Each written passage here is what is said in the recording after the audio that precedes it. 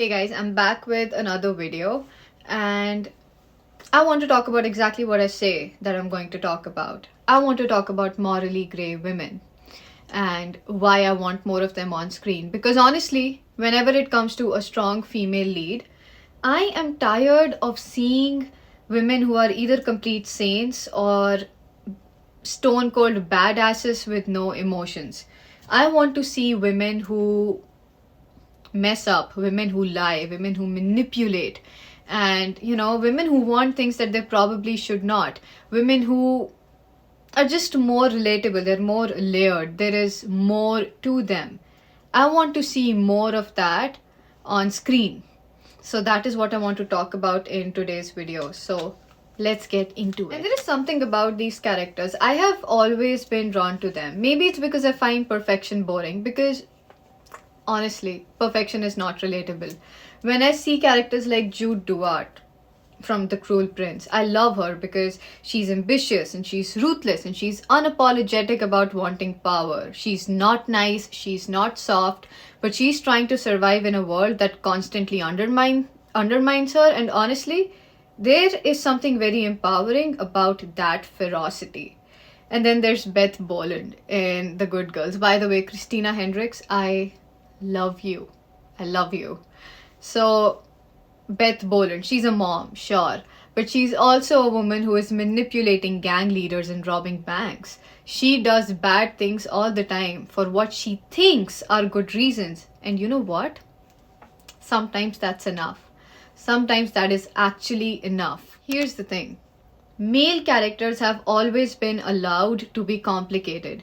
We love the Walter Whites, the Tony Sopranos, the Joe Goldbergs, and the Damon Salvatores.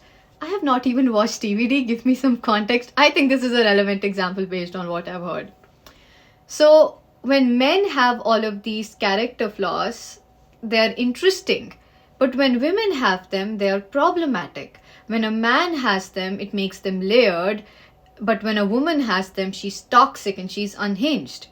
Which is exactly why we need more of these female representations on screen, because we need to push forth the idea that women are not one-dimensional. They're not angels or villains.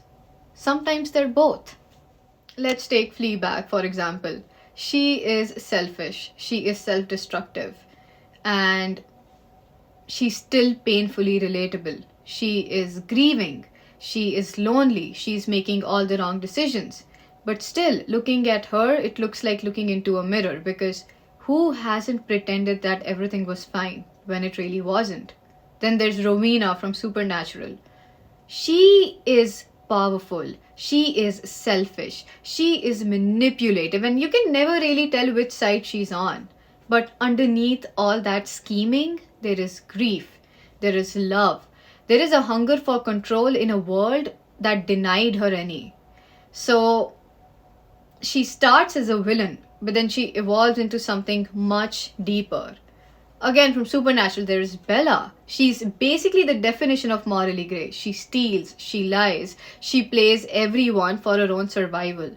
But once you understand her backstory, you get it. She's not evil.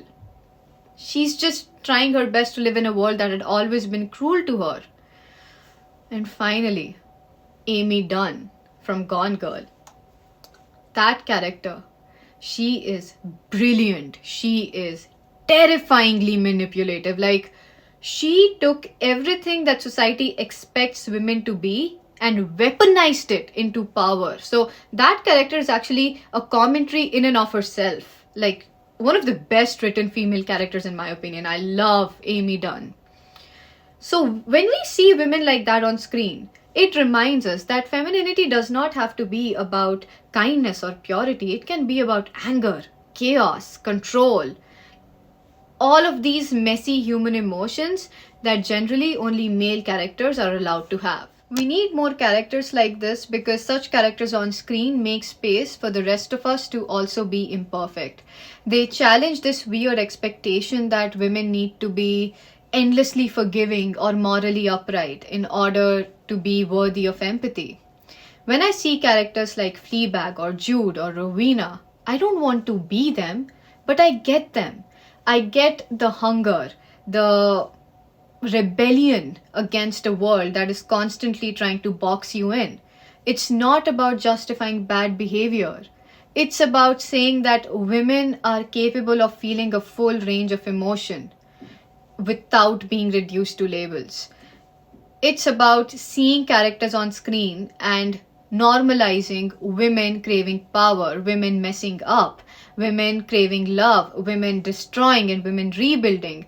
And throughout all of that, they are still worth watching and they are still worth understanding. So, yeah, give me more Rowenas and more Judes and more Beths and more Amys, because these characters are more fun to watch because they are complicated and not perfect. I love them not because they are right, but because they are real. So that was it for this video.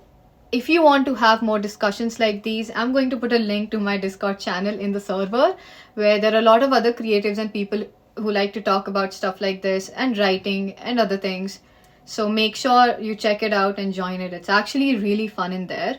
And if you have any morally gray characters that I failed to mention because I didn't go in a lot of detail about all of them, so make sure to mention them in the comments and then let's have a discussion about it. I'll see you guys next week with another video.